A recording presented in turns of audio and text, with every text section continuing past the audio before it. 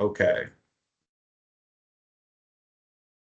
So I wanted to thank everyone for joining us this morning. We have a wide variety of people on this call, from farmers to hatcheries to processors to students to the news. Everyone is on this call, and I think it's really great that we're now opening up this forum to everyone so that we can continue sharing the knowledge that we learn not only in Indonesia but everywhere we go around API representatives.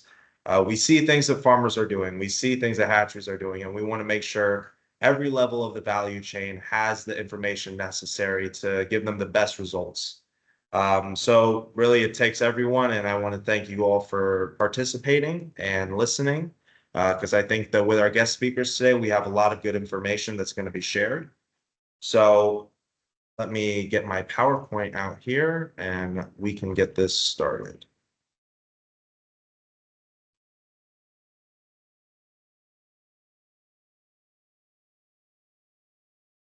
Okay.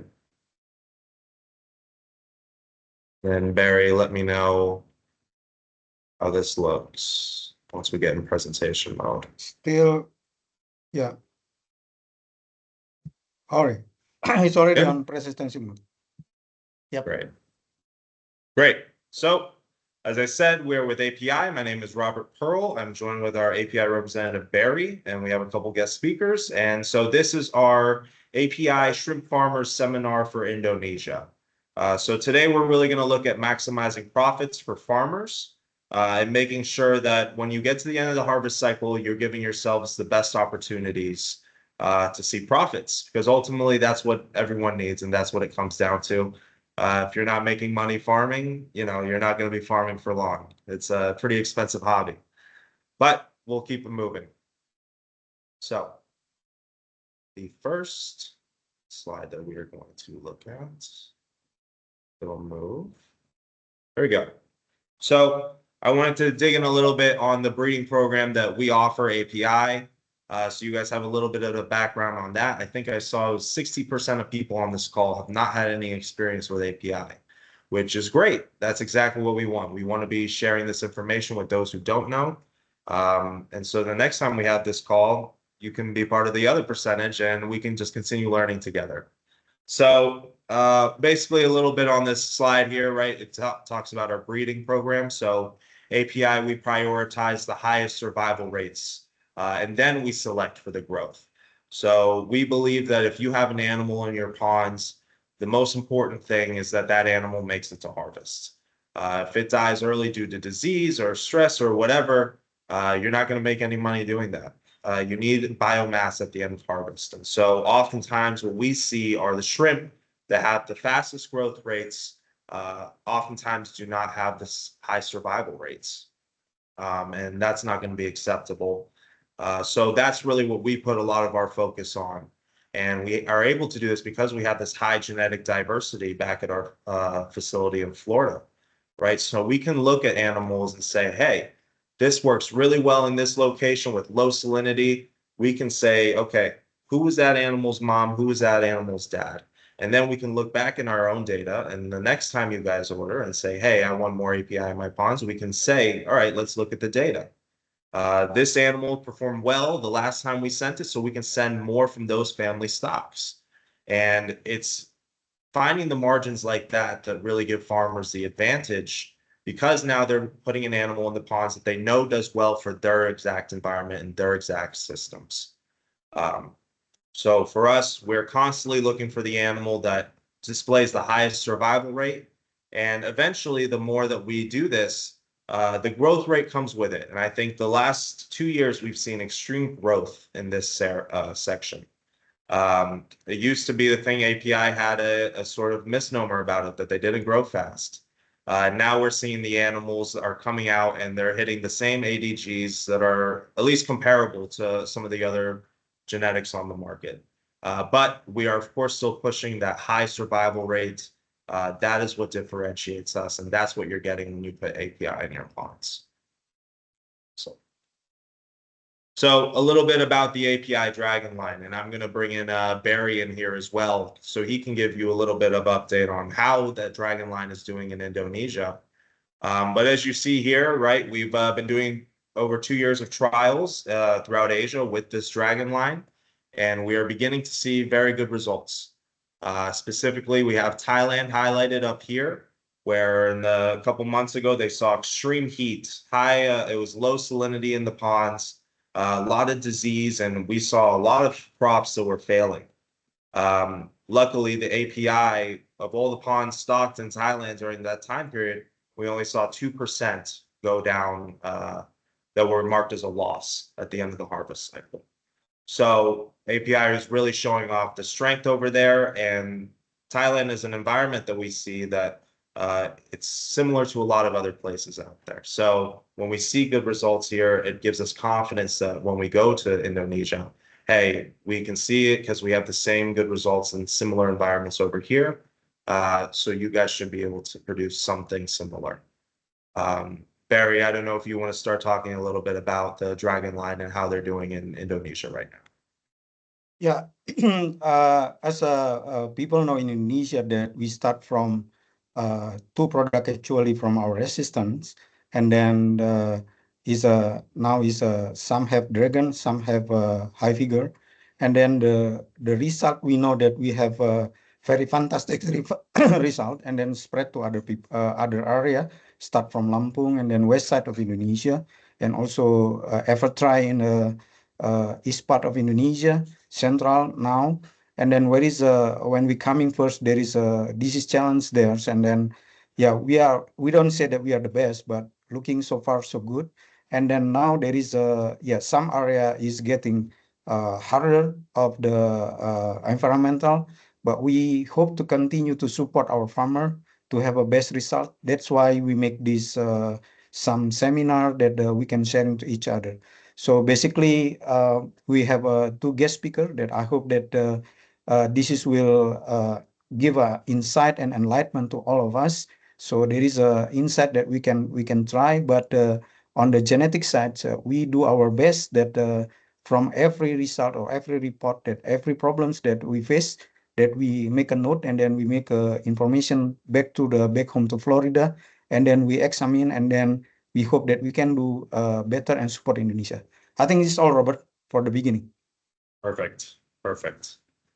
So yeah, we have all this information on API here on this slide. If you have any questions about it, please don't hesitate to ask us after the presentation. We are going to have a lot more information on it, so please hold the questions until the end. So next, we have our little map here. And Barry can help us a little bit as well, and sort of differentiating these regions and what we see throughout there. Yeah, Barry? From the beginning that we in API for C Indonesia, we divide into three regions. First west, you can see Sumatra, and then some of West Java. That we call it the very hardest area, that we call it almost all the places a red zone. But from that one, that even the west area harder in general, but there is still some like a yellow and green zone. But more and more that become the red zone and then the hardest area. This is what when we started a few years ago that we have a good result, and then now that we have some area, we have also challenge there. And then for the central, that we call it Central Java and then some East Java, but this consider it that the farmer is more innovative, and then some places placing also red zone, but normally that we call it yellow zone, many yellow zone. And then East region, of course, some part, I mean the big portion is still green zone, but there is some area like Lombok area and Sumbawa face high salinity in the area, and then sometimes that the temperature drop during the season, wind face from Australia, and then also for Sulawesi that considerably is the most is a green zone area, but some part area is also face a red zone. And then we know that at Sulawesi that most of the farms are stocking in traditionally, big farms, but not high density. So it's very various facing in Indonesia, and then we try to capture into three regions. So maybe that our participants also understand this situation, and then from this that we can see that what genetic appropriate for the area that we can specifically send it to you. That's Robert. I think it's enough. Perfect. Great. So now I'd like to introduce our guest speakers. We have Mr. Vijay Kumar Kalapali, who is based in Belize and is in India, and he's all over the place, but he's very smart, and he's got a lot of great technical advice when it comes to pond management and different different systems in place when you are growing out your shrimp. That's his area of expertise. And then we also have Gary Gilang, who is our Indonesian representative today. And he will be going over a little bit on the economics portion of farming. So we have Gary on the call. I think that Gary already joined. Gary, Mas if you're on Gilang. the call, I can you can Hi, speak hello, up. Robert. Yeah. Hi, Perfect. I'm on the call already. Perfect. Then I will move to your slides, and you can start your presentation. Good. You see it? Yep. Hi. Good morning, everyone. Thanks, Robert, for the times. Okay. Today I'm going to explain you about how to optimize the profitability in farm. Given the condition with some of farmers has a different harvest strategy, but on your deck, on your screen, you'll see that the way I'm managing my farm right now through the fundamentals up to the harvest strategy. When I'm talking about the harvest strategy, it's the top of the pyramid that we need to achieve. But we cannot do the harvest strategy the way that like I do before you have like the strong foundation on the below pyramid. Let me explain you one or two things about the way my mindset doing my farming. Right. First, I'm talking about the below one, the red zone area. Right. The red zone area, in my opinions, is the period when you cannot fulfill your fundamentals. If you cannot fulfill your fundamentals of farming, the crop will be very challenging, leading to lower productivity and a high risk of loss. What is the fundamentals? The fundamentals, after maybe more than 20 or 23 crops using the API, right?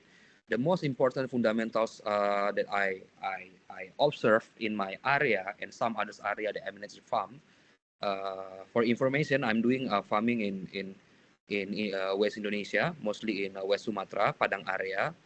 Some activities in Bangka as well. I'm helping a couple of farmers over there, and I'm doing also farmers in East Aceh, in area which already very tough to farm. Right, I'm monitoring as well some of the farming activities in Lampung area and also in Madura. The fundamentals that I mentioned to you is the first is the best water condition, right? Why I'm talking about the best water condition right now? The best water condition it is the most important fundamentals that we need to achieve, right? For example, we cannot compare the best water in Lampung area versus in maybe in Lombok and Sumbawa area.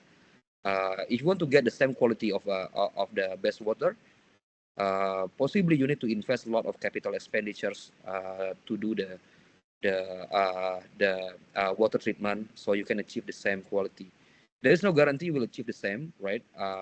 Because it's the ecosystem, environment, and the nature. We cannot fight three of these type of the challenge. So we can only try. Maybe we can fix the best water. Some of the area got the positive HPND in the best water, like in Lampung, in my place in Padang area. Same like in one of the red zone area, we found out that our base water already positive EMS, HPND, and also we check on the ecosystem biota, it's already positive HPND. It's going to be very challenging, right? You need to think about how to treat your base water.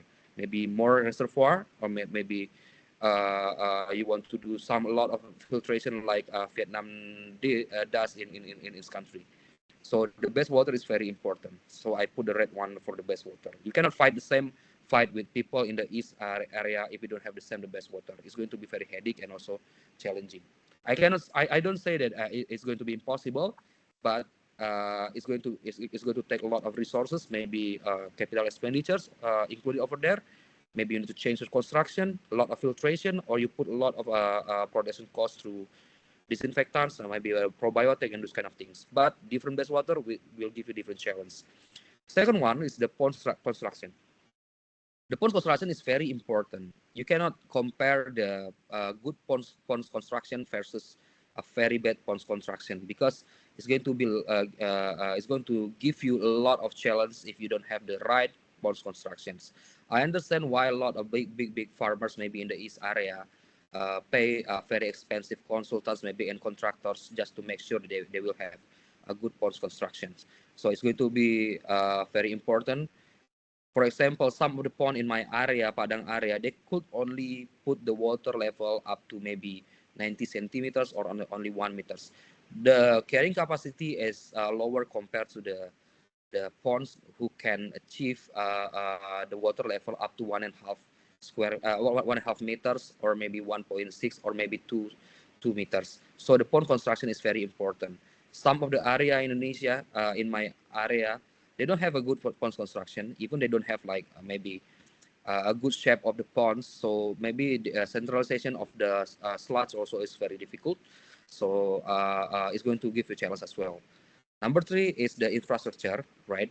A lot of farmers right now in West area has a very old infrastructure. Sometimes they want to stock 2 million PLs, but only have 1 or 2 pump from the sea. Like I said, in many occasions, I always tell everyone that your carrying capacity is determined by your weakest link, not the strongest one, right? So you need to think about your infrastructure. So you have a sufficient paddle wheel, you have sufficient like a sea pump, but you don't have a sufficient pump from your reservoir, meaning that you will have your carrying capacity will be determined by the weakest link of your farm. So please check infrastructures, right? We cannot fight with the with a bad infrastructure to get the maximum or optimum productivity. Number four, what I mentioned is the healthy PLs. SPF, SPR is a must, right?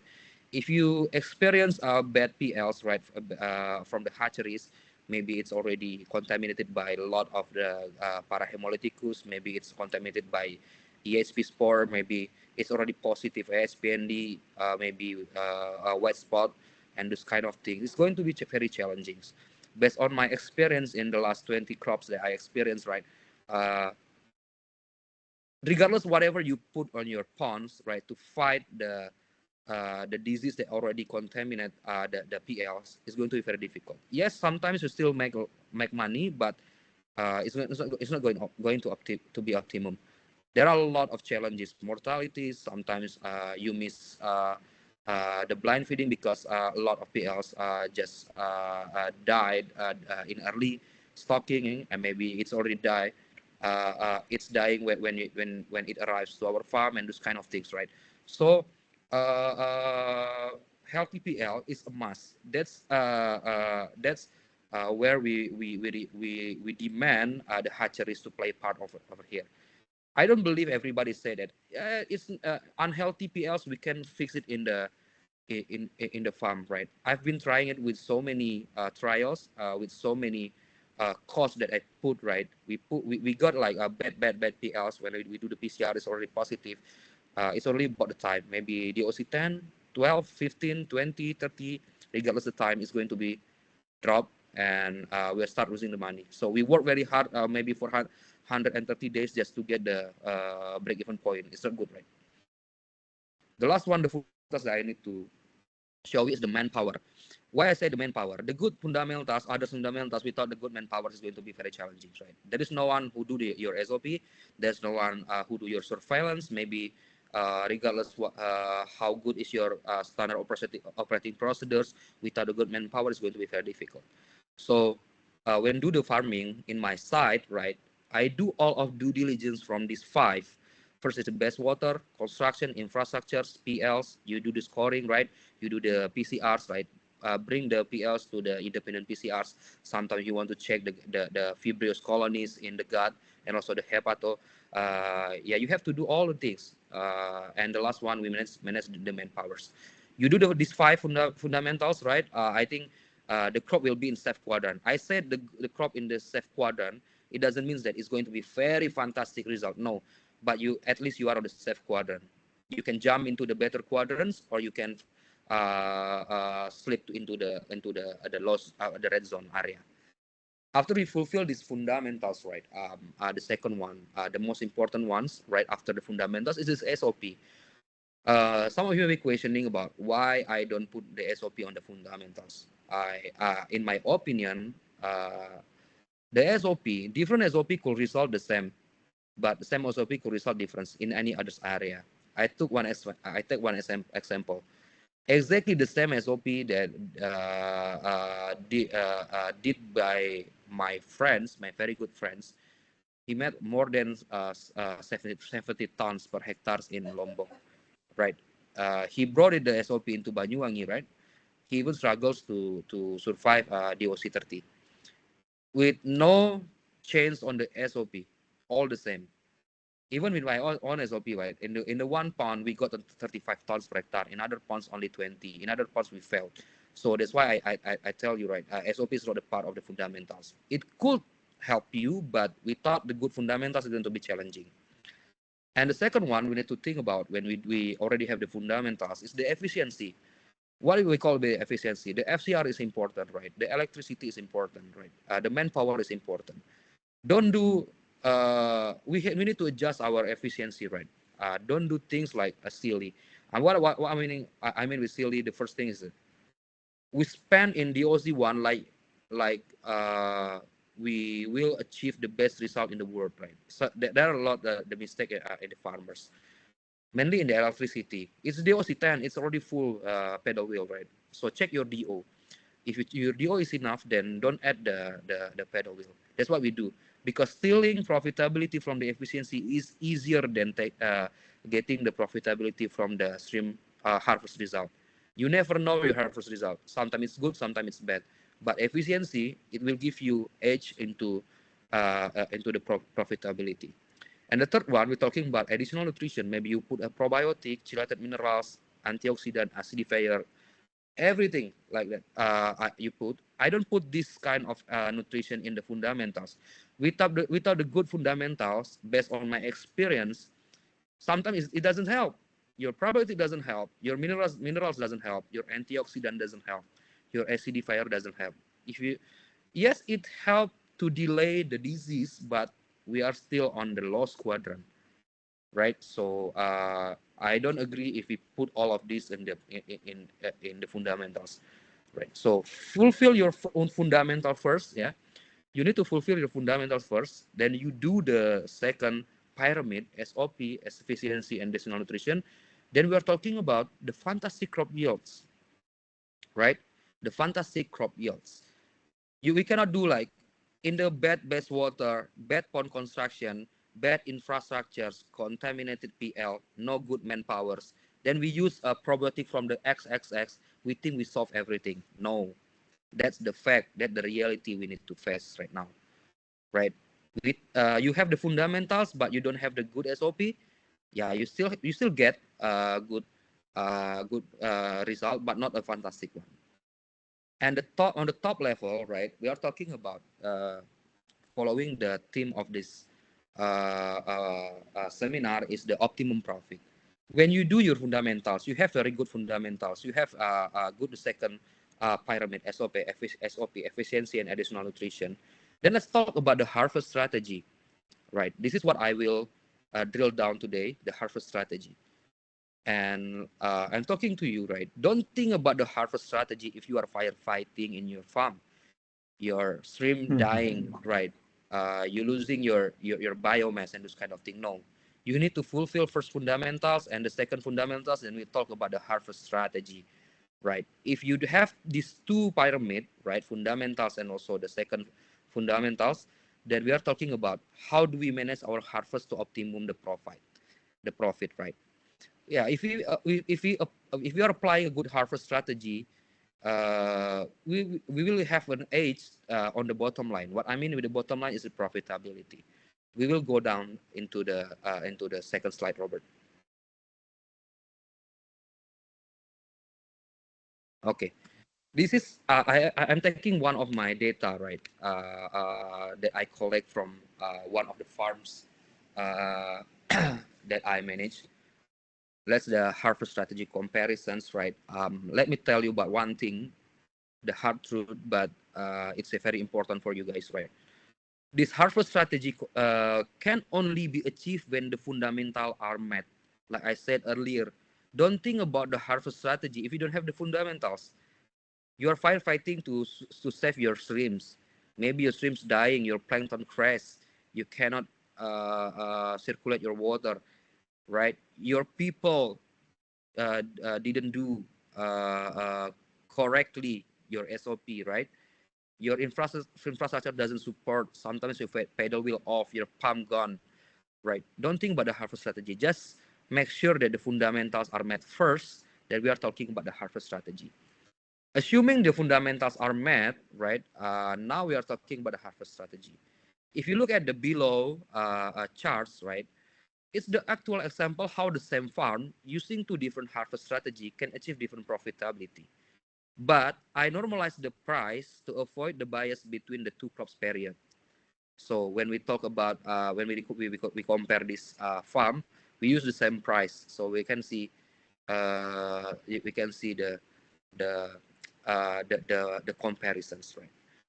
Let's say about the PLs. It's the same PLs between crop 1 and crop 2. It's a 2 million PLs in one block, right?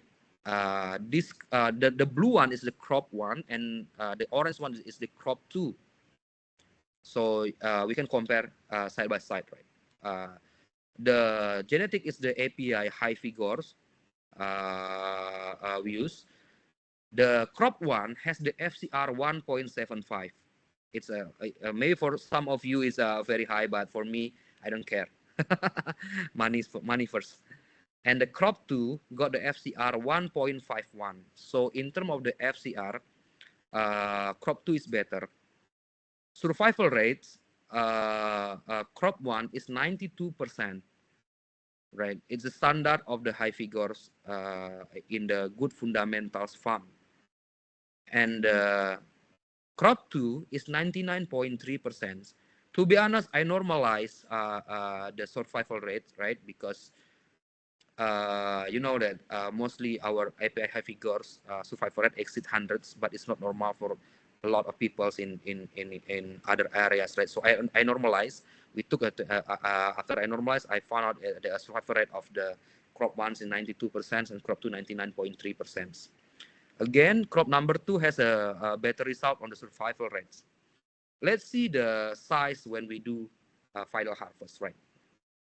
Crop 1 is 28 grams or the size 36, and crop 2 28.6 grams or size 35.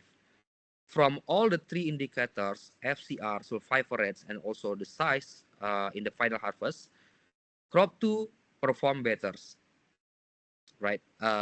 Robert, can you click once? Right? Technically, I said, crop number 1 had worse performance compared to crop number 2. It had lower survival rate, higher FCR, and smaller body weight or size. But let's see the next slide, Robert.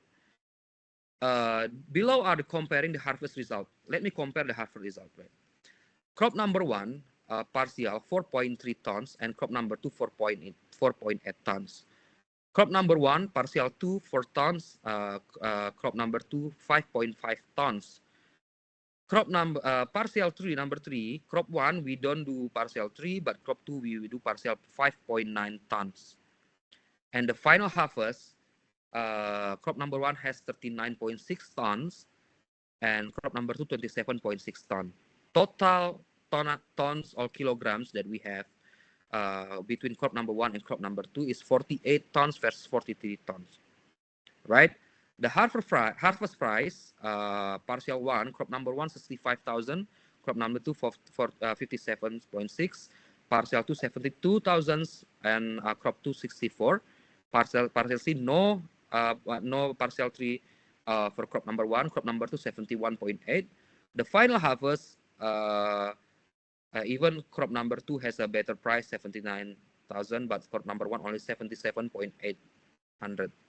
But look at the average price of the harvest. It's 76.2K versus 73.8K. Even though the crop number 2 has a higher price during the final harvest, but the average price for the crop number 1 has better. The reason why, because the average price was pulled out with the weighted average of the final harvest. That's the kilogram is quite higher, so the average price is increased. But I need to remind you again, the formula of the profitability in farm is not solely from the production cost. Everybody that I meet, right, always say the most important is HPP, COGS, right? Production cost, no. Productivity is not determined solely by the production cost. Three components that determine your profit is, yes, it's the first, the production cost. Second one is the average price. Third one is the biomass. You need to win at least 2 out of 3. If you only win the production cost, it doesn't mean you will have better profit. So think about this, right? Sorry, my background is coming from the finance, right? I was an investment banker in the past. So it's not fair if you say only the most important is the production cost. Yes, it's important, but it's not solely a component that will determine your profitability. You need to remember that, right? Okay. The revenue in million rupiah, right? Crop number 1, parcel 1, 288 million versus 278 million. Parcel 2, crop number 1 only 292 million, and crop number 2, 361 million. Parcel number 3, sorry, not crop. We don't have a revenue for the crop number 1, but crop number 2 we have 426 million, and the final harvest, crop number 1 3 billion, 3,000 million, right, is in a million, and crop number 2 2.1 2,180 million or 2.1 billion rupiah. Total revenue, you can see that crop number 1 has a better revenue, 3.6 billion compared 3.2 billion. Crop number 1 and crop number 2. Okay, think about this. All technical indicators, crop number 2 has better survival rate, better FCR, better size on final harvest, but less revenue. You need to think about it, which one you want to choose on your farm. Next, Robert. This is the key financial indicators that I will show you, right?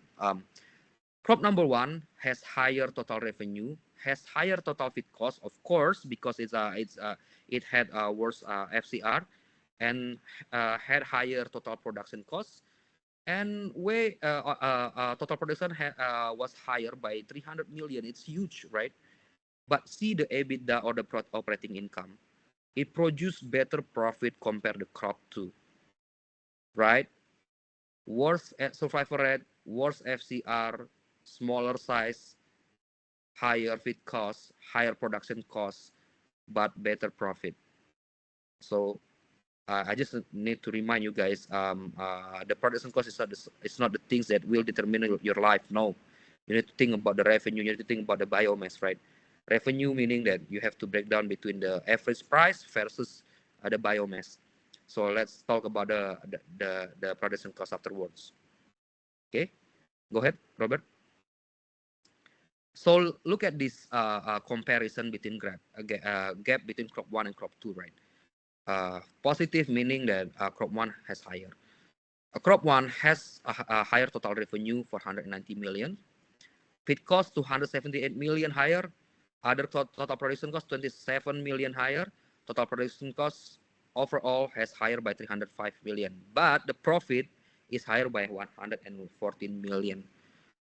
140 million, oh, not significant. Wow, you say, but not significant. It's almost 10% difference, right? 10% difference out of the profit. We're talking about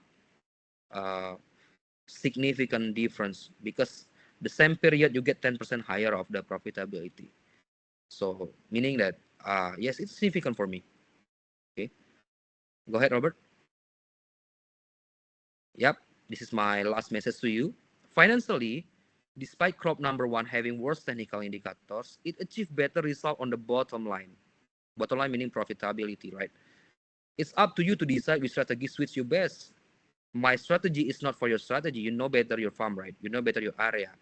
Meaning that it's up to you which one you to decide. You love the playing with the high SR, good FCR by taking a lot of stream during partials, right? Playing with the numbers because we secure survival rate, secure FCR in the smaller stream because it's better, right? Make the final FCR and survival rate also better. It's up to you. If you switch you best, doesn't matter.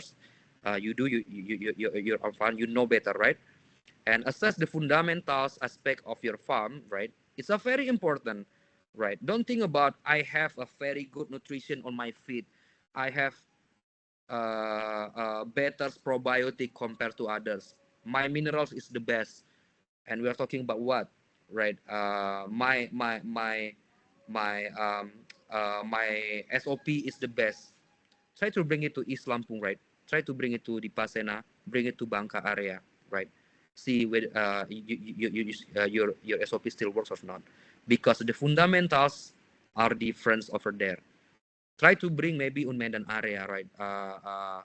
So I respect to all of the farmers fellow from Lampung and Medan and Bangka, right? Every time I talk to them, they know already the answers that I always think about, right? They know everything, but still fail. That's the fundamentals that you cannot achieve, that you cannot achieve anymore, which is the best water. We cannot put the chlorine in our sea, right? So that's why assess your fundamental and adjust your farming strategy. And choosing the optimal harvest strategy, if you meet your fundamentals, it will yield you best result for your farm. I put the red and underline for best result for your farm. Your best result for your farm maybe it's not best result for my farm. Don't compare your farm to others, right? We have a different fight, right? If we keep comparing, right? I compare my farm compared to maybe somebody in Lombok and Sumbawa, then I will never be happy, right? Maybe my friends from in Lampung area compare their farm with the farm in Aceh Barat, maybe West Aceh, they will never be happy. So your strategy is for your own farm. Your harvest strategy is for your own farm. This is just my presentation is just give you or put you some perspective into your mind. So maybe you want to play around with your farm, but never compare your farm with others, right? Even you different pond has in the same farm have different result, because say we compare different area. Our fight is different. Think about your financial KPI. Put second your technical KPI, right?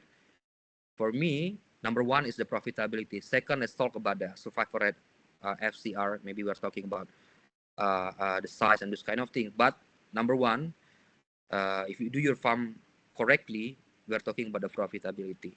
Farming without profitability is pointless. We are talking about I have a very high survival rate, very good FCR. Again, you harvest on the size 200 counts per kilograms. No money. That's pointless, right? Think about your fundamentals. Think about your harvest strategy. Find the plan how to get your optimum profit. I always say optimum profit. I never say the maximum profit. Optimum maybe optimum meaning the best for your farm, not the best for industry. If you can only achieve maybe 10 tons per hectares with a good profitability, then do it, right? Enjoy your farm, right? Because some area in West is very challenging. Don't oversell your product. I know some guys in here coming from maybe feed mills, hatcheries, and probiotic, selling the SOP. Don't oversell your products, right? Because our area has different fundamentals and everybody fights different fight and different battleground, right? I think that's all my presentation. I return to you, Robert. Great, Gary. Yeah, there's a lot of good information there, and I think you're absolutely right on the points where you have to know your own situation and you have to make sure that the numbers you're running work out for you. So really good stuff here. Thank you very much for your time. Sure, Robert. Sure. So we are going to move on to VJ now. And so VJ, I will pull up your slides here. So when you are ready, you can start going. I have the video that you just sent me, but maybe we go through these slides first, and then I can show the video at the end of the presentation before the questions. All right? VJ, you there?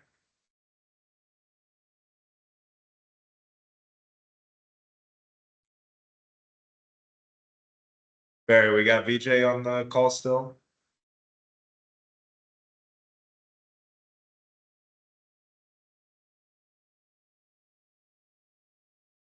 Hello?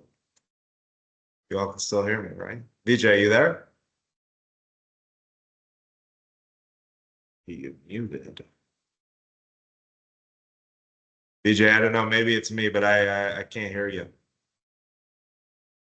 Robert, I saw VJ raised hand since the beginning of the presentation. Maybe he got trouble with his connection. Maybe you can connect them to him through phone first.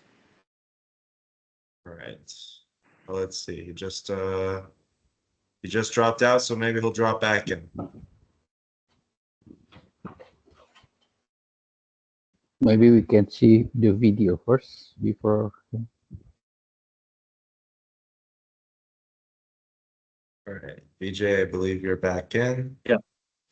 Yeah. Can you hear me, sir? Now I can hear you. Great. Yeah, great. Thank you and good morning, everybody. And it's great time to meet all of you. So we are in the different continentals, and even at least we can meet through the API. And I'm very thankful to Mr. Robert and his team. And it's a great opportunity to give my experience. I cannot say it's not thumb rules, but I'm sharing my experience, which we have. I'm working with shrimp industry since 93, almost 31 years. I'm working with the shrimp industry.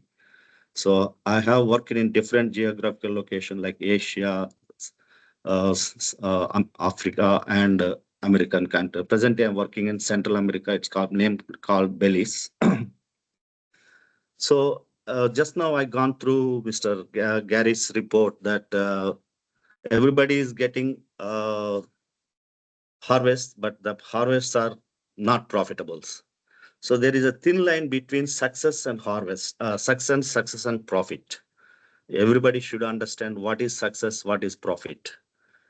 If you can harvest with 1.6 or 1.8 FCR, it's almost success, but it's not profit. So here I'm just want to share how the farming should be in a profitable lines.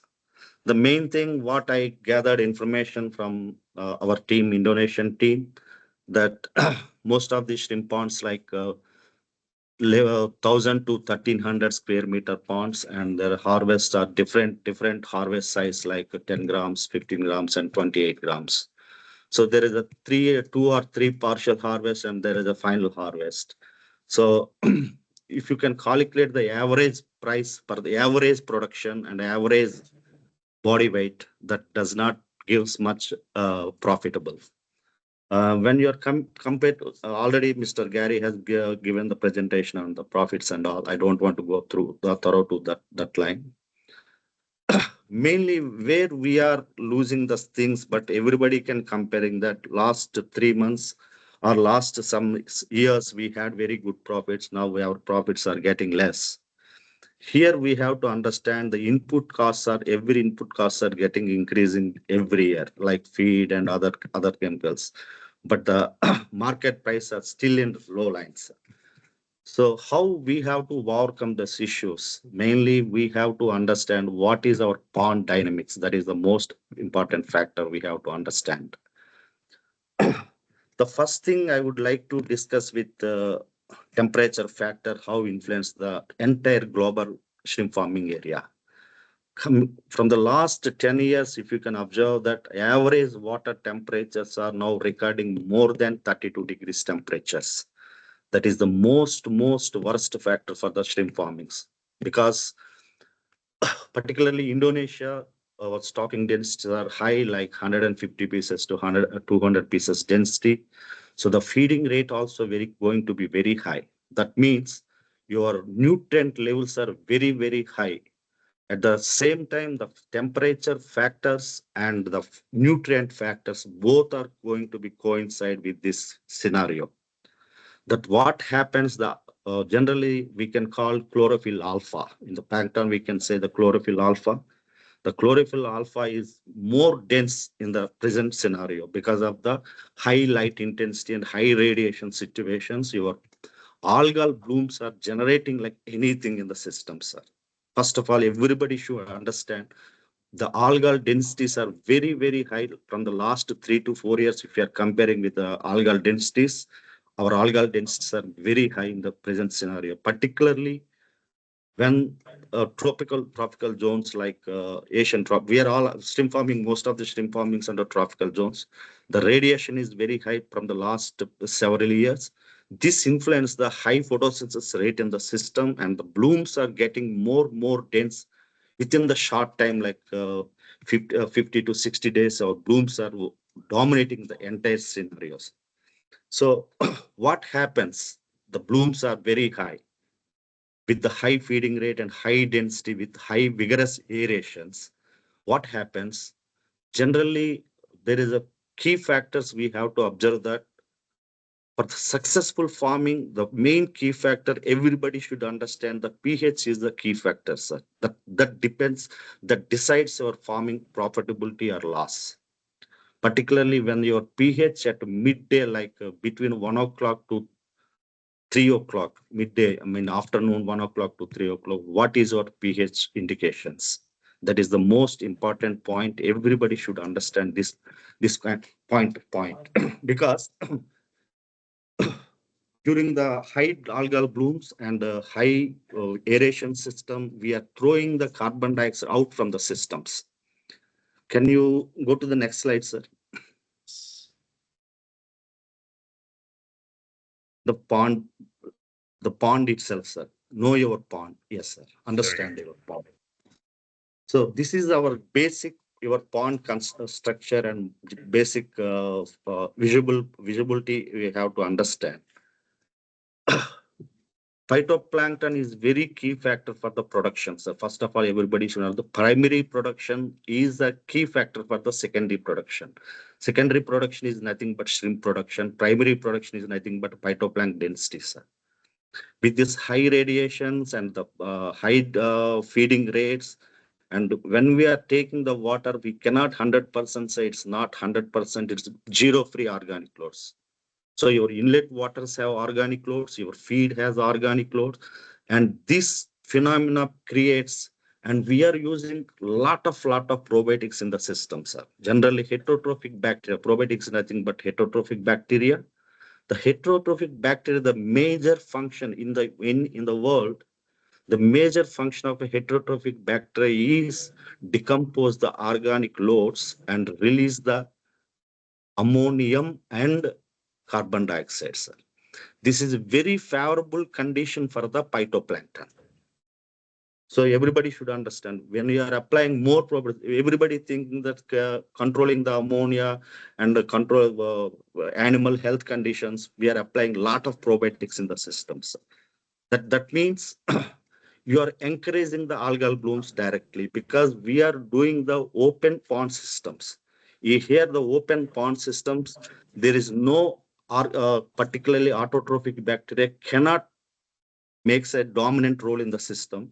Instead of the autotrophic bacteria, phytoplankton is algae is taking the major role in the systems. So that's why your carbon dioxide and your ammonia directly uptaken by the phytoplankton for the photosynthesis and plankton blooms developments. So once at 1 o'clock or between 1 o'clock to 3 o'clock, if you can observe your pH, maximum farms in the outdoor units with direct sunlight effects, Most of the farms has more than 8.1 to 8.2. Minimum, I'm talking about the minimum. That means your carbon dioxide is almost zero in the system, because carbon dioxide also plays major role in the system to balance the mainly balance the pH and the other things.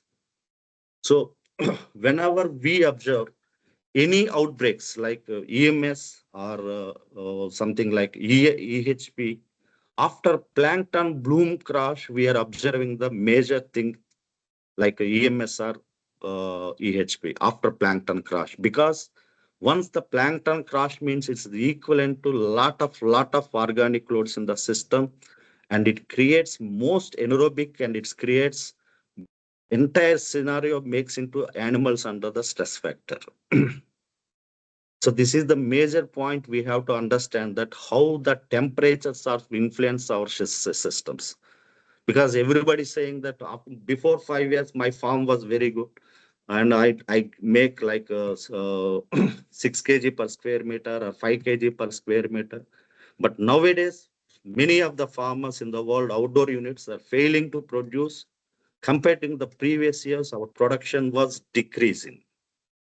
And moreover, this scenario, particularly when we are in a particular program, like suppose our target is 4 kilo per square meter, and suppose our body weights of harvesting size would be like 25 grams. But all of a sudden, these issues, we are failing to reach this target within the time frame.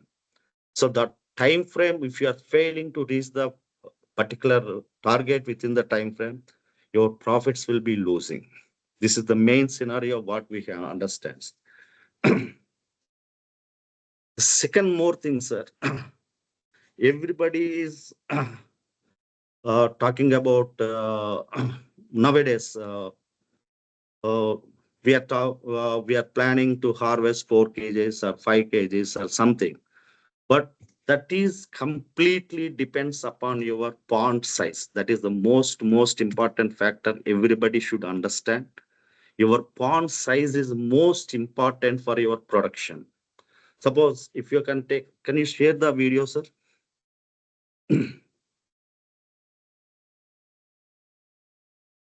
Hello.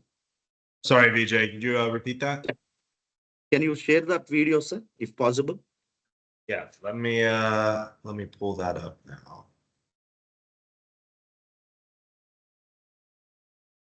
So yeah, this is a late addition to the show. Vijay sent it. Sorry for the trouble, sir. No worries, no worries. All right, let me share my screen here.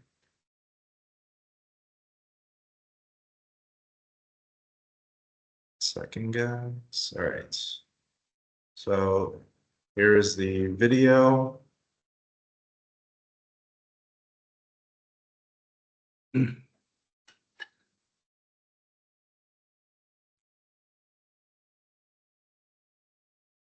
This pond size is just 300 square meters, and we are constructed on indoor systems, because we have to control mainly our focus, we have to control the temperatures issues and algal issues, major thing. And these systems we have achieved almost 6 to 8 kilo per square meter. That means 80 tons per hectare, sir. This is this systems, because the size of the pond is very smaller size, and we are able to control every parameter within the small size ponds. We can able to control our parameters, mainly pH, DO, and other. Mainly the main thing is here, the high density farmings have the issues of total suspended solids and total dissolved solids. So most of our Indonesian farms, according to information, Mr. Barry given the information, that most of the farms are doing the siphoning system, like gravity siphoning system, sludge removing system, and most of that they're going with water exchange systems. Can you hold this? Yeah, the other slides. Yeah, sir. Back to the other regular side, sir. No worries, no worries.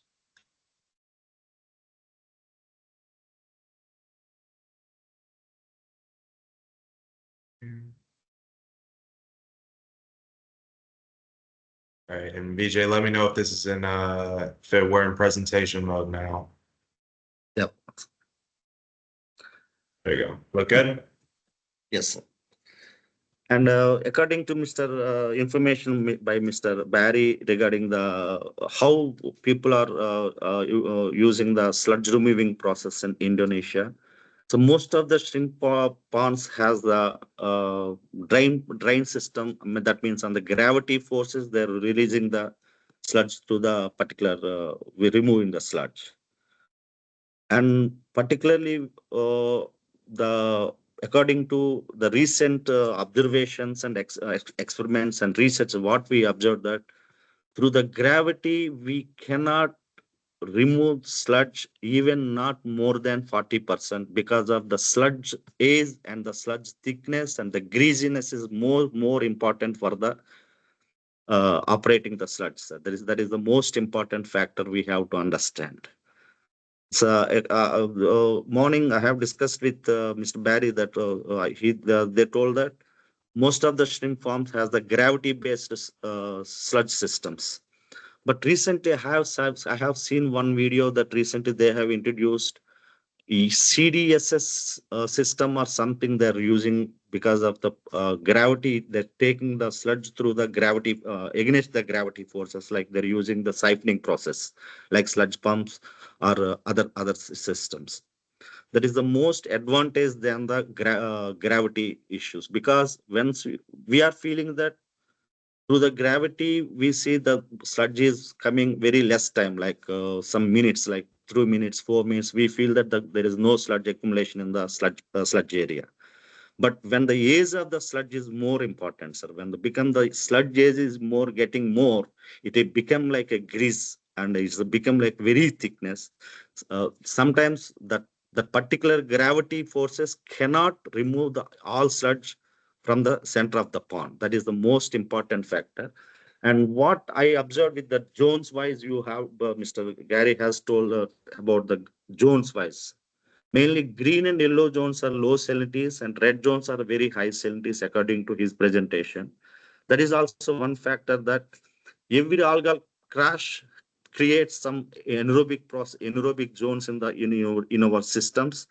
Mainly with this sludge operation, the more dead zones will be formed in the systems and anaerobic process can start. Particularly high saline waters has sulfates are more higher than the low salines. That is also one factor we have to observe. The sulfates, once the anaerobic process starts, some bacteria, pathogenic bacteria, takes the sulfate from the oxygen from the sulfates or oxygen from the nitrates. So they immediately produce either sulfur and either NO2. But when the sulfur released into the water body, if there is no oxygen available in particular zones, they're immediately reacting with hydrogen ion. So they become like a hydrogen sulfide. This happens mainly during the night process because in the respiratory process in the entire body is producing a lot of carbon dioxide in the systems in the night. So there is a lot of hydrogen available in your pond area. So immediately hydrogen sulfur becomes as the hydrogen sulfide, and this is a very dangerous gas compared to comparing with other gases because hydrogen sulfide is like a silent killer. And most of the time, sometimes we can lose the animal's mortality. Otherwise, sometimes the animal get under stress. So automatically, once the stress factor increases and the immunity levels getting decreases, the disease outbreak chances are very high, sir. So that is the difference between the low saline areas and high saline areas. And the same time, temperature also influenced by the salinities also because at high salinities with high temperatures, generally dissolve oxygen dissolveness will be decreases. That is the main one of the fundamental factor. When your temperature increases, when your salinity increases, your oxygen dissolveness will be getting decreases as the ion concentrations are getting more. So that is also difference in the Jones wise. We can calculate the Jones wise. Low salines has low sulfides. Low saline water has greater oxygen dissolving capacity. when you're comparing with the high saline areas. So that's why maybe this is also one factor you can face the issues with the low and high saline areas. This is also everybody should understand the importance of balanced. We cannot control the salinities with open systems. Maybe if you have don't proper freshwater zones during the summers, the salinity goes up to 45. That means your oxygen dissolving capacity is decreasing like anything. Even if you can use more number of aerators also, we cannot fix the problem, because everybody should understand after 45 days of culture with high probiotic rates, our systems has more suspended particles and more dissolved things. Mainly when there is a high suspended particles, there is a chance of high biological oxygen demands and less what you called visibility and the less turbidity, high turbidities. This creates more uh, ORP getting more negative side when we are comparing with your ORPs. If you can check the ORPs with high turbidities and suspended particles, your ORP reaches more than -100 to -300.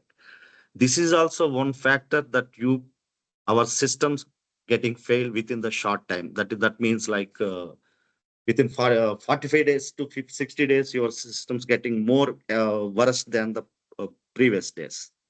So we have to understand for these reasons, many of people are going for flow through exchange or more water exchanges. But if you are going with more water exchange systems, definitely you are susceptible of getting outside water to fulfill the water top ups. There must be some chances of high carrying uh, carriers come through our systems. That is also one reason. And most of the farmers are utilizing reservoirs and application chlorination. That's also gives lot of bottom anaerobic formations, and at the same time we can suspect more pathogenic activity in the system, sir. This is also one factors we have to understand. So present scenario, your 1,000 square meter to 1,300 square meter ponds, your carrying capacity is 4 kg per square meter. Beyond that, we cannot go for beyond that, we cannot go because of your system is not support more than 4 kg as the size of the pond is 1,000 to 1,300 square meters. So, but according to present other scenarios, we can comparing with input costs like feed and other input costs like power and others that every year going to be increased, but our production is not increasing. So that in that cases, what we have to do, we have to decide which now what size we have to harvest, and particularly and what is the production per square meter we have to decide first, sir. That is most uh, key point for the profitable farming. The size of the ponds decides your carrying capacity. That means if it is a 1,300 square meters, maximum you can put like 4 to 5 kilo per square meter. But that 4 to 5 kilometer, 4 to 5 kg per square meter, what size we have to harvest, that is most important. If you are making number of partial harvests, definitely your profit will be getting lesser, because the low shrimps present scenario, low shrimps doesn't have good market price. So if you can take number of harvests with the average, if you can calculate the average, your harvestable size is between 16 to 18 grams only. If you can calculate the economic figures. Am I correct, Mr. Barry? Hello. You hear me? Sorry, sorry, Vijay, my connection is disturbing. Okay. Because of what I'm trying to say, Mr. Barry, because if you are making number of partial harvest, that means your average size of the shrimp between 16 to 18 grams only. Is it correct? Yeah, but some can prolong, some can process to the bigger. No, sir. The bigger, what I'm trying to say, if you can make number of partial harvest to achieve the 4 kg per square meter, That means 40 Yep. ton per hectare. Yep. But in that cases, if you can take the average size, if you take the number of kilos and number of animals, your size average body weight would be between 18 to 20 or 16 to 20 grams. Yep. So that definitely this prices has very low market price in the entire world, not only Indonesia, Mhm. sir. The entire world, this particular size has very less market price. Even India also we have the same issue. Even Indonesia also, I mean, here in Central America also same issue. Because everybody in the world, particularly India and Ecuador, they're producing this almost 2 million metric tons with the same size. Am I correct, Mr. Durga Prasad?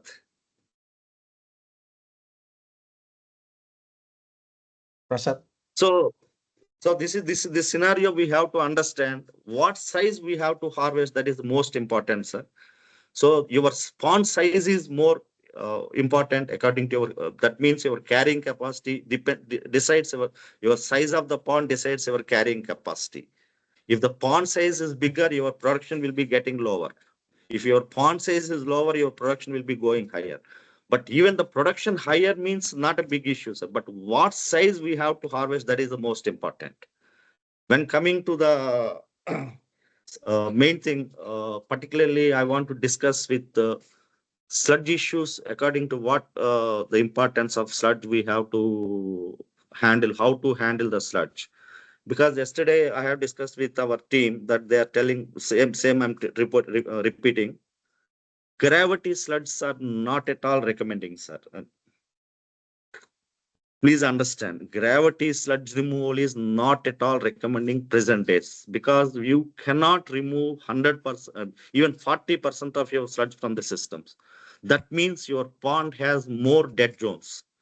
That dead zones means nothing but that anaerobic patches. What we called is anaerobic patches, because in the pond every time there is a shifting, so anaerobic, aerobic, anaerobic, aerobic. The shiftings will happens in the system. But once the anaerobic zones formation, there is a lot of chances of pathogens and a lot of chances of toxins. These are the most things. So this all influenced by your phytoplankton. Again, I'm coming to the back to the point, because once your phytoplankton crash means that gives you a lot of dead zones in the systems. Because in the open system with vigorous feeding rates, like suppose sometimes our feeding rates goes to more than 4 kilo per square meter, or 2 kgs to 4 kilo per square meter. That means the lot of phosphorus and lot of inorganic nitrogen is readily available for your phytoplanktons. Once your phytoplanktons are more dense, like that line means thick green colors, and all of a sudden one day overnight everything, the sudden crashes, die off, plankton die offs, and you can see the next day the different water colors like brown color or coffee color. And immediately you can check your pH, that time your pH is more than 8.6. This 8.6 pH can completely ruin your system. This may takes into either survival issue or this takes into your growth issue.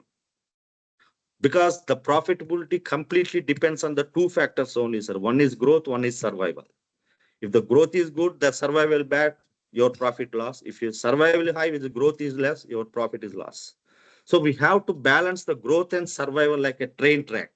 That is the most important factor, that we have to maintain a train track. Suppose the train passes on a similar tracks, they cannot go like this. Like that, you have to balance your growth and survivals with your optimum parameters balance, sir. Because any brood, you can take any good brood in the world. If your pond is not good, your performance will be very bad. That's the universal truth. Because if you go for a 5-star hotel or you have go for a good feast, but your plate is not good, you cannot enjoy your meal. Same like that, your animals need a proper environmental conditions. That is the most important factor, sir. That is. So here for the Indonesia, I cannot say immediately nobody can come back with the different sizes of the pond. They cannot make it. At least you try to understand what is the best production body weight. That is the most important factor, sir. That is most important factors. How much we are harvesting is not a factor, sir. How much we are profit is a factor. 4 kg per square meter is not a big deal. But what is our profit ratio? Because your profit ratio is decreasing because of your number of partial harvests. Otherwise, even if you cannot reach that 4 kgs, your production cost may not fulfill because of the input cost and everything is increasing. But at least we have to make one partial and one full harvest that you satisfy your harvestable size. That is most important. Because in an open pond system with high temperature influence, high plankton influence, we cannot control any parameter in optimum level throughout the crop. That is the first fundamental thing everybody should understand, because we cannot control the sun, we cannot control the light. So open systems with high feeding rates, definitely plankton is the major issue, sir. Everybody should understand. If your water color is green, definitely that leads your system going to be ruin your complete systems, because along with your feed nutrients like ammonia and nitrogen, at the same time we are applying lot of probiotics, sir. I'm not against the probiotics, but everything should be under control, sir. That is most important. Generally, why probiotics are giving, everybody said that they control the ammonia, because yes, I agree that point, because they take the ammonia and organic carbon makes a new cells. But the fundamental function of any heterotrophic bacteria in the system is they should break down the organic matter, decompose the organic matter, and they convert the organic nitrogen into ammonia. They convert the organic carbon into carbon dioxide. This is the fundamental truth. Nobody can say no to this fundamental truth. So what happens if you have inorganic nitrogen and inorganic carbon like ammonium and carbon dioxide? In the open system with plankton availability, they can grow. So you have to control your probiotic usage also. That is also more important, sir. So temperature is the major issue nowadays. We cannot control the temperatures, and high feeding rates with high probiotic applications, you are making more suspended particles in the system that goes to the negative ORP is like -100 to -300. So that is ORP measurement is very key for the profitable farming. So everybody should understand. And vigorous water exchange sometimes definitely give the results, but your cost of production will be going very high because of your densities and your feeding rates, your suspended particles, your dissolved organic loads and dissolved solids. Everything we have to control through water exchange only. But when you're taking the new water into the system, we don't know how best it is. So definitely these are factors we have to, this was influenced according to the information, what I understand from our Indonesian team, that the first of all, gravity sludge is 100% not recommendable at any cost, because sometimes we have to go and test the sludge. That once you disturb the sludge in the center, definitely spoil your entire environment. Sometimes you can see the blue shrimp immediately after some 7 days. After 7 days, you can see the EMS, EHP, other issues. This is information I gathered from our team. That's why I'm talking about the gravity sludge. I'm talking about the gravity sludge. But generally, recently I saw some videos that latest some seminars happens in Indonesia. Some CDSS or SDSS system has implemented in Indonesia. Very good systems. At least we have to try to that particular sludge operation system. They're taking the sludge with some kind of siphoning process, and they're making some tray, and they're seeing the any good animals can going back to the pond, and the dead animals will be settled in the tray. I can share with Mr. Barry, because one of our Indian great novel scientist, Dr. Ravi Kumar, recently shared on YouTube. I have seen that video, sir. So these are the things what I observed. And coming to the broods, particularly nowadays, everybody is focusing on genetically. They are making more good genetics like high survivals and high growths. Definitely, I accept the scenario, but this uh, broods, when you are coming from United States to Indonesia, but the major portion has in the hands of hatchery people, sir. That is very for the farm success or the industry success or farmer fate. Everything depends on hatchery people, because they are the main barriers between the brood and the farmers. Everybody should understand. Hatchery people are the bridge between the farm and broods. So how best they are making the animals to produce with the good broods, definitely that influence your profitability. But once, even if you can get very good seeds from good hatcheries, but your pond dynamics is the most important, and your how best we have to control your effluents like suspended solids, biological oxygen demand, chemical oxygen demand. That is the very key important for your successability.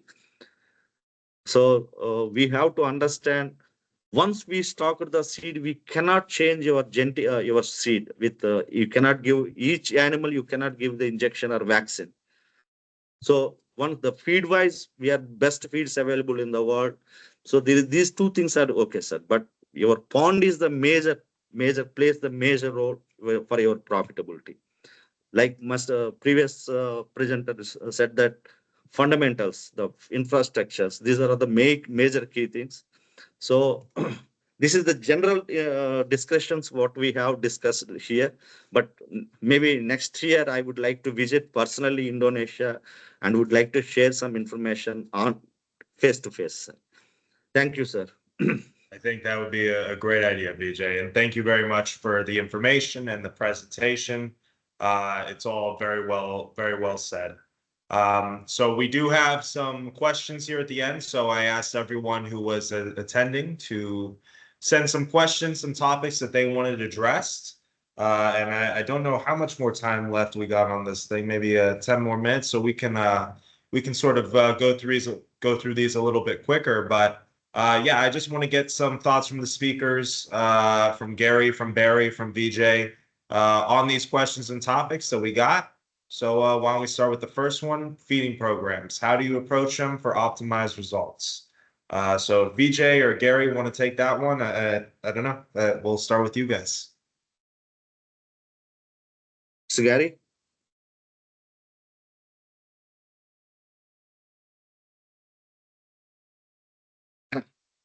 Okay, sir. I am taking the lead for this Please. question. Yeah. Hello, can you hear me? Yeah.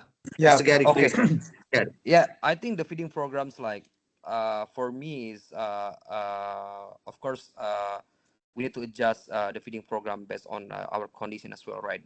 First of things, I think check your fundamentals, whether your farm is able to take more feed or not, because in some areas in Indonesia, what I understand is if you put the feed more than 40 ppm, what fecal disease happens. Some area in East Java and also Madura, some area in Padang area as well, West Sumatra also happens this. More than 40 ppm, the what fecal disease happens. That's the first thing you need to assess your fundamentals. The second one, right, if you can only accept 40 ppm feed in your ponds before the white fecal disease happens, then you need to think about the stocking density you want to achieve. It's impossible to can only put a 40 ppm feed in your pond while your stream still maybe 5 or 6 grams on the average body weight. So you need to reduce the stocking density. So when you achieve 40 ppm, your stream already on the marketable size. Is a very important.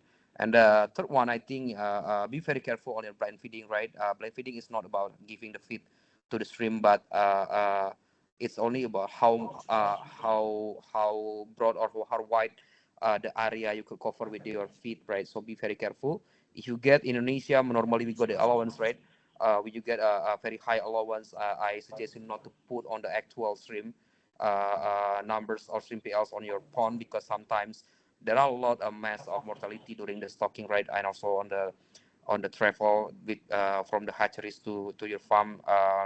mostly the farm that is very far from the hatcheries. So just put normally I just only put maximum 25 to 30% of the allowance on the blind feeding, and keep reducing the survival rate every day until the blind feeding done. And earlier you can get into your demand feeding, I think is going to be better. But API has a different characteristic, mostly on the high figure in Indonesia, right? If we playing to save on the feed, the growth will be very low. It's going to be on difficult the situation as well in our farm. So normally be very careful on blind feeding, right? And also be very careful as well on your demand feeding. Make sure that your stream could finish at least 2 hours in the beginning of demand feeding period, right?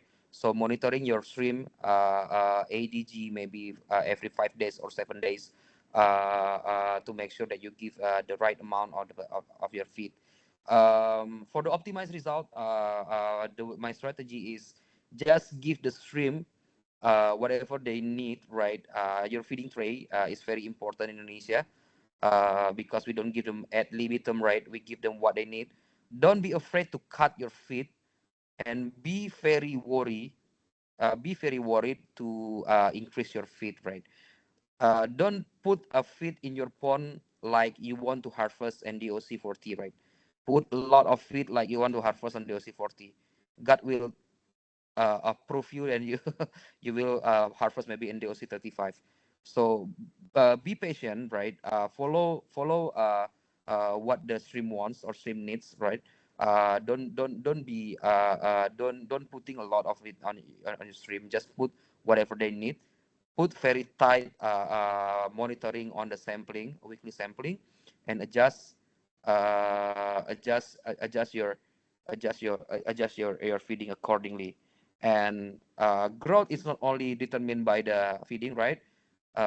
In my experience, the ponds that has a very good water parameters will give you very good ADG as well, right? Don't think only about the feeding programs. Think also about your water quality. Put very tight monitoring or sampling, and follow your demand feeding tightly. I think that's the 3 tips for me that bring me a lot of profitability in the majority of my crops. I think that's all, Robert. That's great. That's great. Perfect. So yeah, we'll move on to the next one here. So let's talk about diseases, right? AHPND, EHP, these are big issues in Indonesia right now.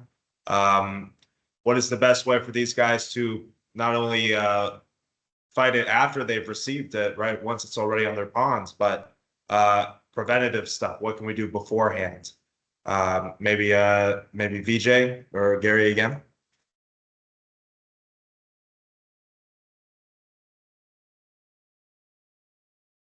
Yes, sir. The disease fight diseases like EMS or EHP is very common for any animal in the farming system, because it's not particular for API. This is not particular other boards, because it's a fundamental, the universal fight against the disease like EMS and EHP. But the thing is, what we observed in the past years, try to balance your algal bloom is the key factor against any kind of disease, sir. That is according to my point of view. If you have regular algal crash, means you're creating a lot of anaerobic zones in your pond bottoms that leads to more stressful to the animals. So generally the virus and these things, there is no particular treatment and there is no particular but the thing is, the prevention is the best compared to once your disease comes, because the main factor what we discussed in the previous sessions, all your production, the secondary production depends on your primary production, sir. That is the most important factor. Everybody should understand. Your primary production is higher, your secondary production is lower because of either growth or survival. The same issue, if your streams are getting more stressful environment and risk, regularly you have a lot of issues like high pH fluctuation, high DO fluctuation, and high alkalinity issues, low alkalinity fluctuations. Every minute the shrimps get stress. So this leads definitely any kind of disease can be outbreak immediately. The best thing is prevention is the best one, and you have to optimize your parameters and optimize your reduce your fluctuations in the parameters. That is the key, because already I discussed, once you stocked the seed, we cannot change genetically, or we cannot change any body wise, we cannot change. Just we let them survive in a happy mode, like a stress free environment, then only we can survive the crops. Great, great. Vijay, you did have a question in the chat from our friend Franz. So maybe you can Yes. address this one right now as well. So question to Vijay on extensive farming in South America. Do you use nursery pond? If yes, how far the distance is the nursery to the grow out pond when you transfer the juveniles? Generally, presently, we are not using any nurseries because our densities are very low. But we are planning to make nursery systems, and that should not be lesser than 1,000 to 500 meters, because uh, our area is very vast area, sir. Our area is very vast area, so we can make more nursery farmings. But in Sri Lanka, what we did in last year, we did in Sri Lanka. I worked in Sri Lanka, and we developed a nursery as at one site, and we transferred animals more than 2.5 kilometers, sir, without any stress, because our nursery programs are very different comparatively the other nursery programs. Because if you have more foam issues in the nurseries, definitely your shrimps under stress. That is the first fundamental things we have to observe in the nurseries. If you have more foam issue in your nursery, I mean, particularly when you're doing the 20 to 25, 26 days, definitely that foam makes a lot of dead zones in the system. Because of more attachments, you can see the more attachments, and it's complete. Typically, it makes unexpected toxins released from the dead zones. I mean, particularly attachments through the attachments. So if you can control your foam, definitely you can transfer more than 4 kilometers to 5 kilometers. That is the key factor for the nurseries. I don't know what is the foams levels in the nurseries in Indonesia, but India, if you can take India, 99% nurseries has the foam issues, sir, because of they have to balance the CN ratio. They have to apply more organic carbon to control the tan, and they're making more biofloc formations, like more than 6 ml per liter.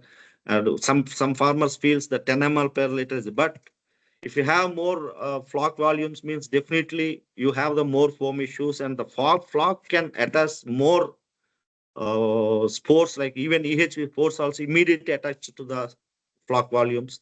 So definitely once the flock enters into the body, definitely you have the EHP issues. So foam is the major factor for nursery success and post nursery success. Everybody should understand this. Perfect. Great. Thank you, Vijay. Okay, let's move on to the next question.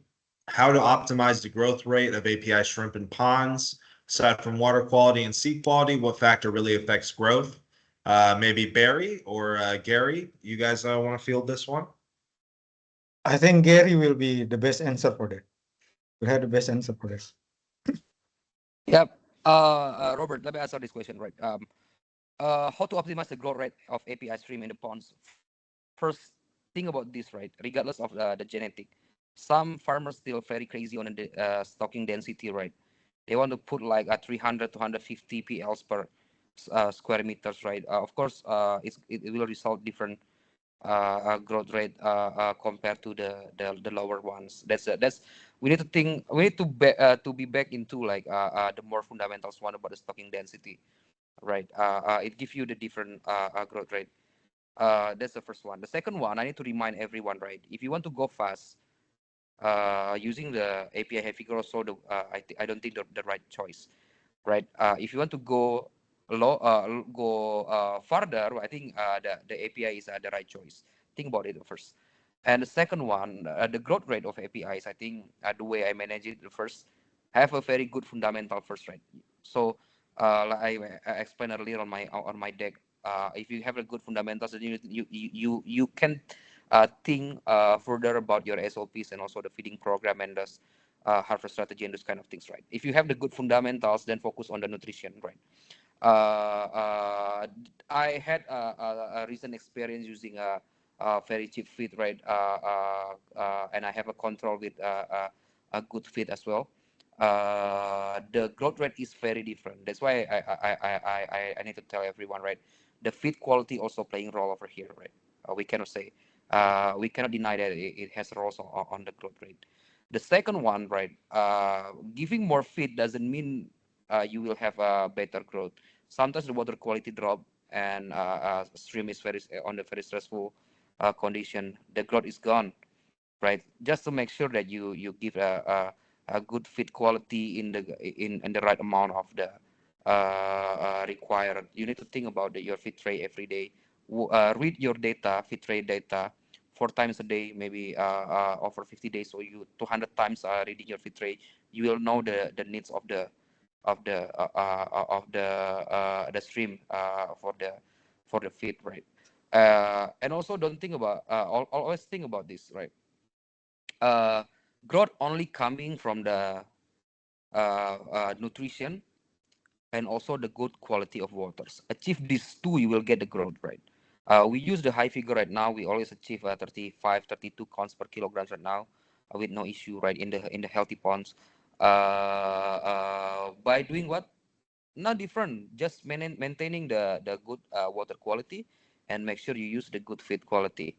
And you put some of the additional nutrition. I don't think it's important if you don't have a good fundamentals. But if you have good fundamentals, you want to maybe give some of the nutrition, maybe like antioxidants, acidifiers, and this kind of thing. It will help.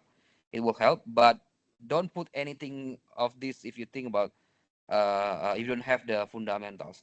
Fundamentals will change you from the bad to good. But any additional on top of that just make you good to the great. So if you cannot be great if you are not good, right? So focus on fundamentals first. Focus on your water quality. Focus on your infrastructures. Focus on your manpower. Focus also on your construction. If you manage to do this, you are in the safe quadrant. Then let's think about the feeding program and water management, and also let's think about the harvest strategy afterwards. And also you need to check your carrying capacity. High carrying capacity also impact a lot on your growth, right? Be very good on your math, right? If you need to do the partial harvest and still give you a good profit, then do it. If you don't do it, then even though with a lower ADG but give you better profitability, then do it. You know better your ponds.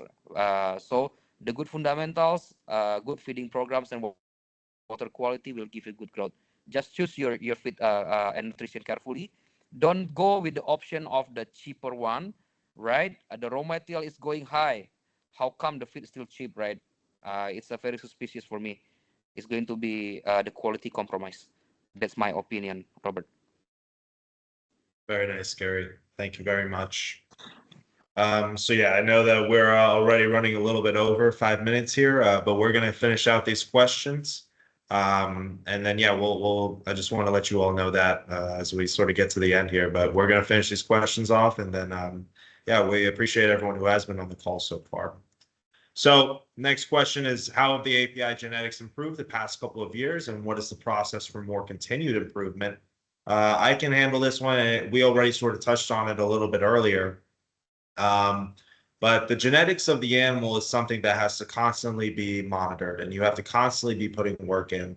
If you throw one shrimp in your pond and you say, I want the same exact shrimp the next season, you're not going to get the same results. There's always factors that are changing, and the environment and all that good stuff. So what we really need to do with API, right, is continue getting the data from the animals that are out there in the field, right?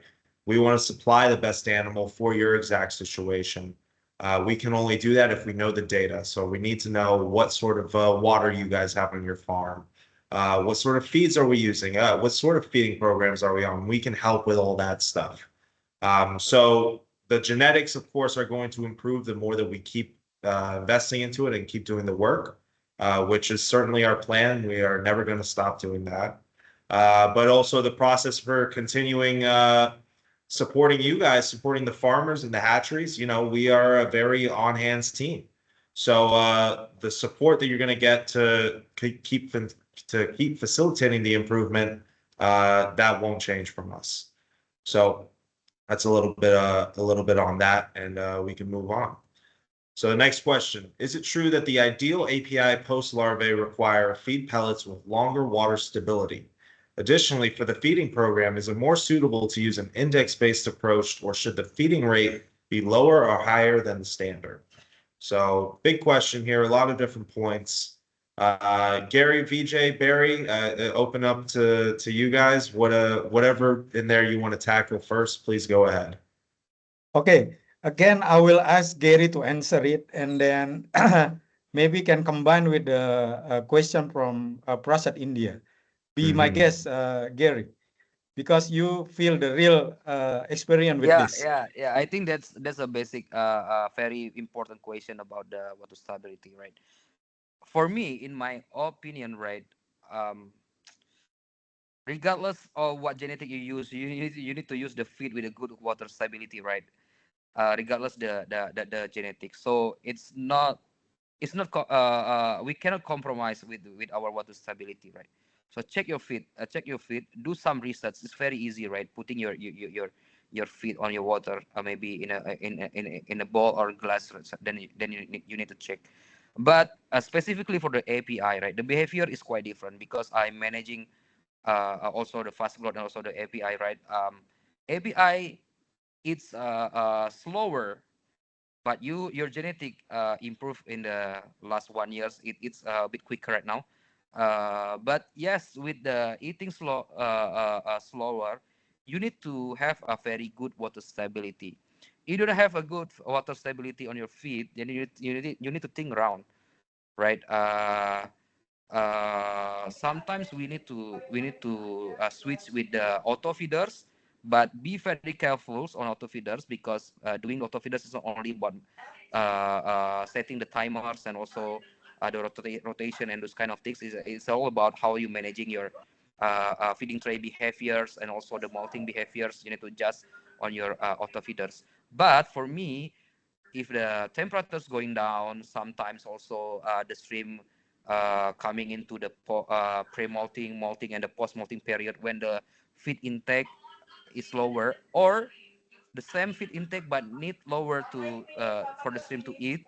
You need to split. If you do the manual feeding, maybe 5 times a day, just split maybe into 8 to 10 times a day. That's how I trick the slow eaters behaviors from the API. But again, we only have the feeding tray. I am not 100% sure it's going to be valid, but that's all we have right now. So it's important to check your feeding tray tightly. And feeding tray is not only about checking the feed, right? Checking the stream healthy in the feeding tray. So going back to the question, right? For me, water stability is very important, regardless whatever your genetic is. But for API, yes, find a very good feeding water stability, and try to check your feeding tray more tightly. If required, use the auto feeders, or split your feeding into more times during the low temperature and molting period. I think that's my suggestion.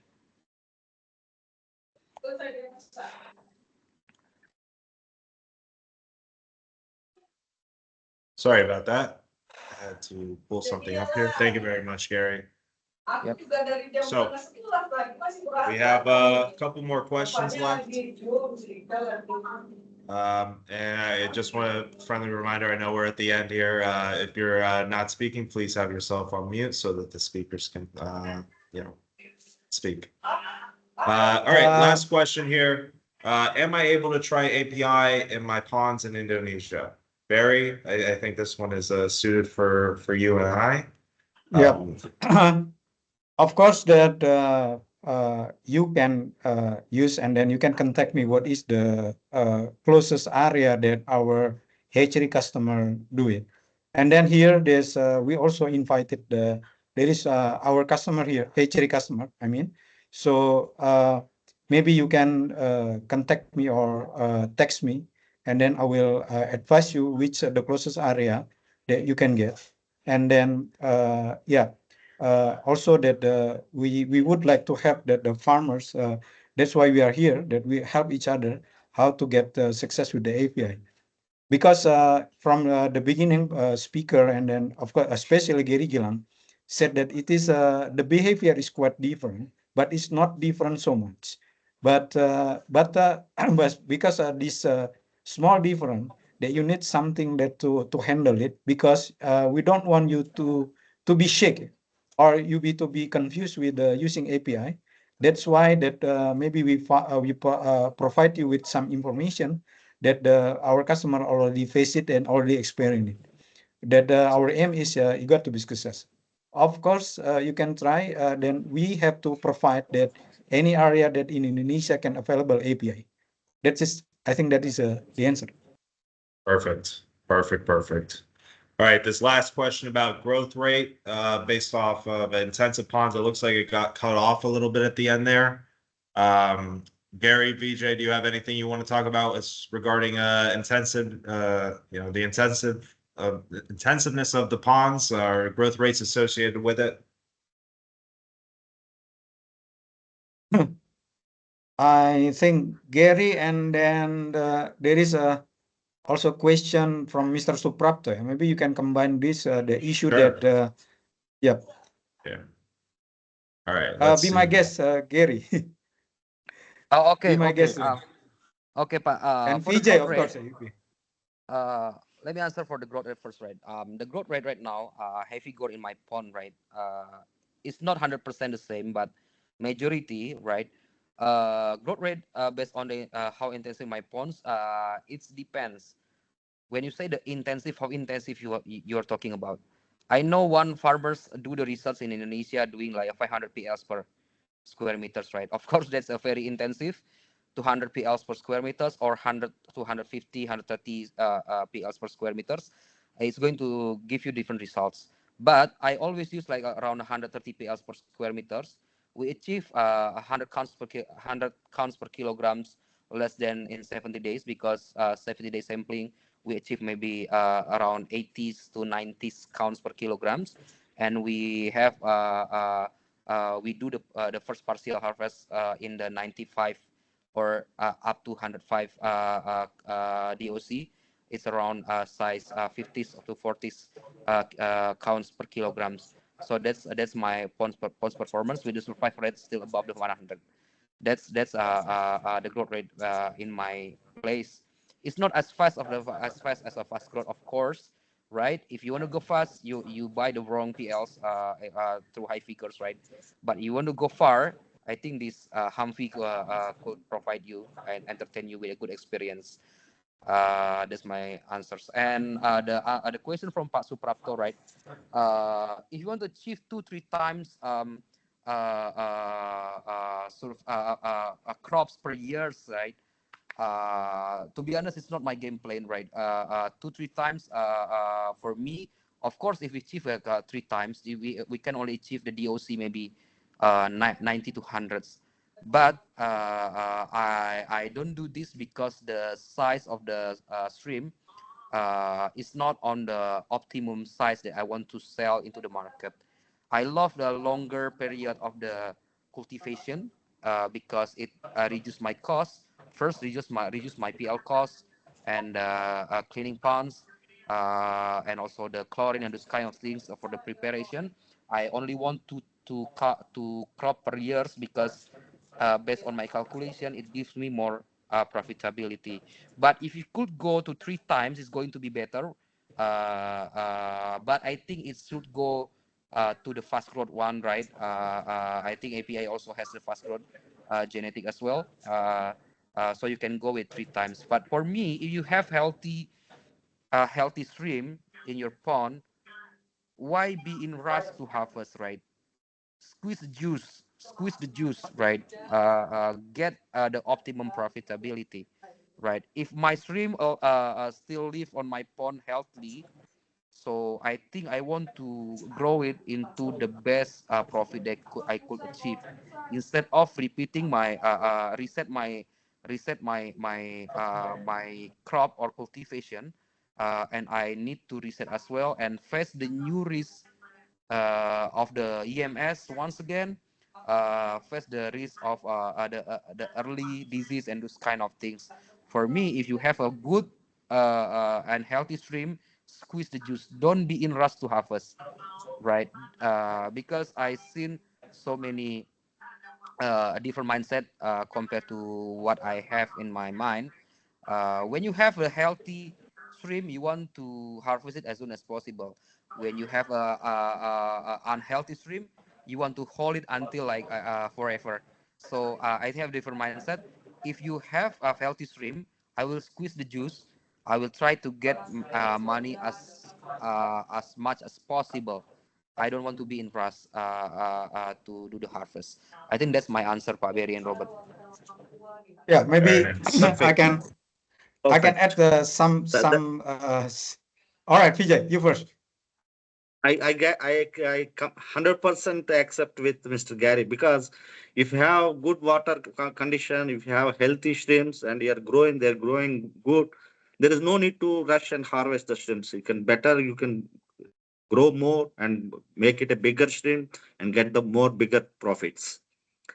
How many All right. crops we do, how many harvests we do, that is not an issue, sir. How much profit is the issue. Whatever you do the culture, how much density you do, that's not issue. What is your final profit? That is the issue. All right. And That is the then once you have the bigger streams, means definitely you have the good margin when compared with your harvesting at 100 counts. When you harvest the same amount of harvestable amount at 20 grams, your margin is going to be changed. all right. All right, Vijay.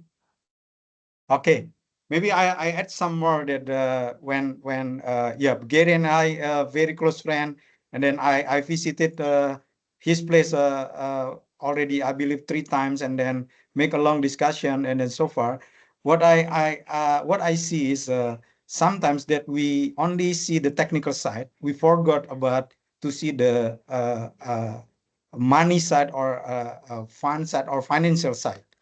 That Economic is side, sir.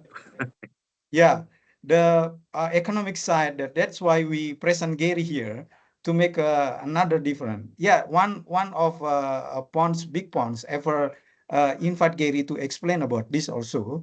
Um, what I just said, that sometimes that we forgot, like Gary always said to me, when you do final, what is the game plan that you already planning, right? And then with this API, with this genetic API, the resistant one, high figure and dragon, and how you play and compared to the fast growth, it is different game to play, but it's not a lot different, but different mindset, of course.